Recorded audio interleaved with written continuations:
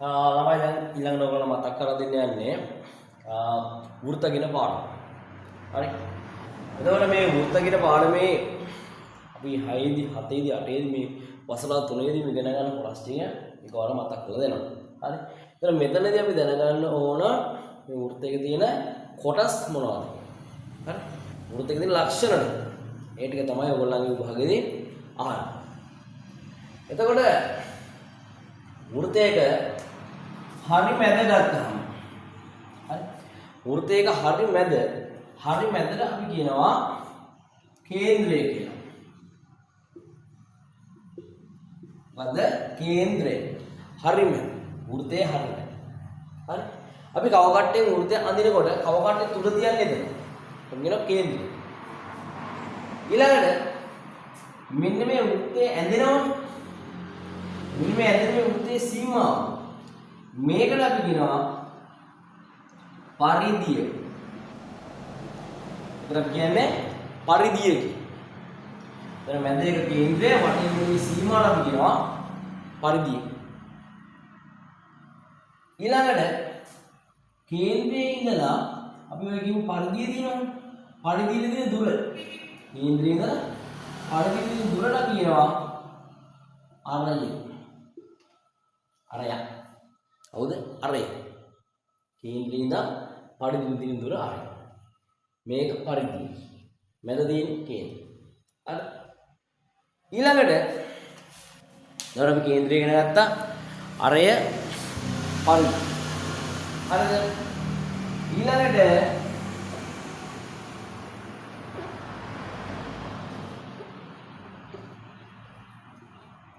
මෙන්න මේ අපි දන්න පොඩි කාලේ වෘත්තයක් මෙහෙම දෙකට නැවුවා. හරිද? ඕම කේන්ද්‍රය හරහා යන්න හරියටම දෙකට නැවෙනවා. දෙකට නැවෙනවා. ඒවට අපි කියනවා සමමිතිකක්ෂක.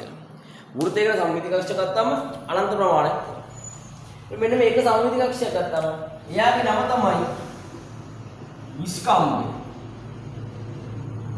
එයාට කියන්නේ විස්කම්භය. ඒ විස්කම්භයගේ කේන්ද්‍රය අරන් එතකොට මෙතන ඉඳන් මෙතනට දින එක ආරයක්. මෙතන ඉඳන් මෙතනට දින තව ආරයක්. අන්න ඒක නිසා අපි කියනවා විස්කම්භය කියලා කියන්නේ අරය වගේ දෙගුණයක්. එතකොට අරය සෙන්ටිමීටර පාන විස්කම්භය 10යි. විස්කම්භය 20 නම් අරය 10යි. භාගය. අරය කියන්නේ විස්කම්භයෙන් භාගය. විස්කම්භය කියන්නේ අරය වගේ දෙයක්. හරිද? එතකොට විස්කම්භය. හරි. ඊළඟට දැන් හතරක් ඉගෙන ගන්න. අපි කතා කරමු ඊළඟට අලුත් එකේ මෙන්න මේම නමයි මතක තියාගන්න. වෘත්තය මත මේ පරිධිය මත ඕනෑම ලක්ෂ දෙකක්. හරි? ඕනෑම ලක්ෂ දෙකක්. මම ගන්න මෙතන ඉතින් A B කියලා. ඒක මෙන්න මේම තැන් දෙකක් යා කරනවා. වෘත්තය මත ඕනෑම තැන් දෙකක් යා. රේඛාවකට අපි කියන සරල රේඛාව. මෙයාට අපි කියනවා ජාය කියලා. ජාය. කරප් කියනවා ජාය. වෘත්තයක පරිධිය මත ඕනෑම තැන් දෙකක් යා කරන රේඛාවට අපි කියනවා ජාය. එතකොට මේ ජායමකින් ඔයාලට පේනවා මේ පරිධිය මෙන්න මේ AB කොටස වෙනම ඇන්දොත් කොහොම පරිධිය කොටස් දෙකකට ගන්න. එක කැලලක් තමයි යටින් ගන්නේ මේ විදිහට චූටි කැලල. තව එකක් උඩින් මෙහෙම ගන්නවා. කියන්නේ මේ කැලල. ඒවට අපි කියනවා පරිධිය කැලල වල පරිධිය කොටස් වලට අපි කියනවා ඡාප කියලා. ඒකට කියන්නේ අපි ඡාප. එතකොට ඒකෙන් මේ පොඩි කොටසට කියනවා සුළු ඡාපය. සුළු ඡාපය. මෙයාට අපි කියනවා මහා ඡාපය. මෙයා මහා ඡාපය, මෙයා සුළු ඡාපය. එතකොට පරිධිය එහෙම කැලි දෙකට කියන්නේ මොකක් නිසාද? මෙන්න මේ ඡාය. හරි. මේ දෙක යා කරා මේක කන්න අයිඩි තා කොටසක් සුළු ඡාපය මහා. හරිද? ඔන්න අලුත් නම් දෙයක් ආපුනේ ඡාපය. ජාය. හරිද? ඊළඟට දැන් මෙන්න මේ ජායෙන් ඉඳලා ජායෙන් මේ ඡාපය වට වුණා. හරිද? ජාය චාපය වටවනාම කියන්නේ මේ ජාය මෙතේ වට වෙලා නැහැ නේ. දැන් මේ වට කරමු මේක. මේක මෙතන සෙට්. උඩ කෑල්ල. මෙන්න මේ සම්පූර්ණ වෘත කොටසම ගත්තා. නැත්නම් මේ කෑල්ල මුළු කොටසම ගත්තා.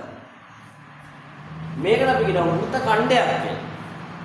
ජාය චාපකේ වටවනාම කොටසට ඒකට අපි කියනවා වෘත ඛණ්ඩයක් කියලා. ඒතර ඒකෙත් කොටස් දෙකයි. මේ සුළු වෘත ඛණ්ඩය මේක සුළු වෘත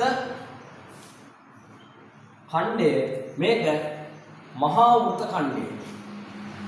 මහා වෘත ඛණ්ඩය. ඒතර වෘත ඛණ්ඩයක් ඇදෙන්නේ ජායයි චාපයයි. ජාය චාපය. ඒකේ ලොකු කොටස මහා වෘත ඛණ්ඩය, කුඩා කොටස සුළු වෘත ඛණ්ඩය.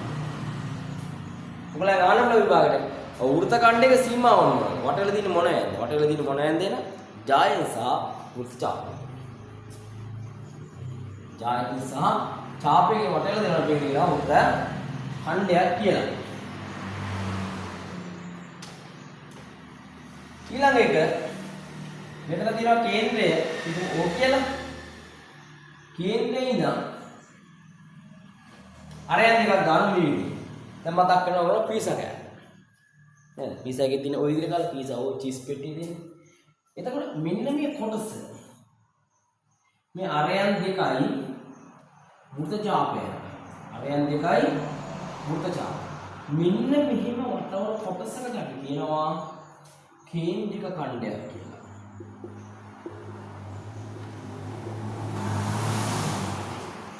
මේ වගේ අරයන් දෙක නිසා වෘත චාපයකින් වටවන කොටස කියනවා කේන්ද්‍රික ඛණ්ඩයක් කියලා. ඒකත් අපිට නම් ගන්න පුළුවන් සුළු කේන්ද්‍රික ඛණ්ඩය, එහා පැත්තේ තියෙන ලොකු කෑල්ල මහා කේන්ද්‍රික ඛණ්ඩය. එහෙනම් කේන්ද්‍රික ඛණ්ඩයක් හැදෙන්නේ කොහොමද? අරයන් දෙකයි වෘත චාපය. වෘත ඛණ්ඩයක් හැදෙන්නේ කොහොමද? ජායයි චාපය. කේන්ද්‍රික ඛණ්ඩයක් හැදෙන්නේ අරයන් දෙකයි චාපයයි. වෘත ඛණ්ඩයක් හැදෙන්නේ ජායයි චාපය. හරි. ඔන්න කොටස් ටික නිවැරදිව නම් කරගන්න පුළුවන් වෙනවා. ඔයගොල්ලන්ගේ නම් කිරීම තමයි පොදුරට අහන්න විභාගෙදී.